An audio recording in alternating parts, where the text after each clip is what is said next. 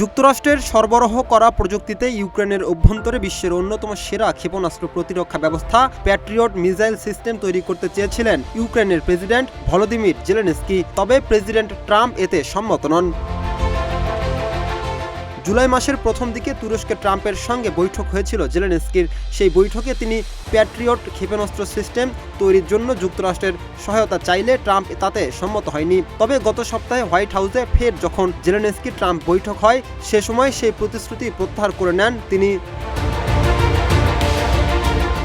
বৃহস্পতিবার ক্যাম্প ডেভিডে মন্ত্রিসভার সঙ্গে বৈঠকে প্রতিশ্রুতি প্রত্যাহারের কারণ ব্যাখ্যা করেন ডোনাল্ড ট্রাম্প। বলেন, এটা একটা বড় পদক্ষেপ, বিশেষ করে জেলেনস্কির ক্ষেত্রে। তিনি কিছু প্যাট্রিয়ট পেতে চান, কিছু টমাকহ পেতে চান। এ ধরনের প্রযুক্তি হস্তান্তর করা খুবই কঠিন একটি কাজ। যদিও আমি কারো সম্পর্কে নেতিবাচক কিছু ভাবতে চাই না, কিন্তু আন্তর্জাতিক রাজনীতিতে এমন বহু মানুষ রয়েছে যাদের হাতে এ ধরনের উন্নত প্রযুক্তি তুলে দিলে একসময় তারা আপনার বিরুদ্ধে চলে যাবে। সম্প্রতি ইউক্রেনে বিভিন্ন পাল্লার ক্ষেপণাস্ত্র নিক্ষেপের হার বাড়িয়েছে রাশিয়া। আর রাশিয়ার এসব ক্ষেপণাস্ত্রকে আটকে দেওয়ার কাজটি দক্ষভাবে করতে সক্ষম প্যাট্রিয়ট মিসাইল সিস্টেম। রুশ ক্ষেপণাস্ত্র আটকাতেই ইউক্রেন প্যাট্রিয়ট মিসাইল সিস্টেম ব্যবহার করে।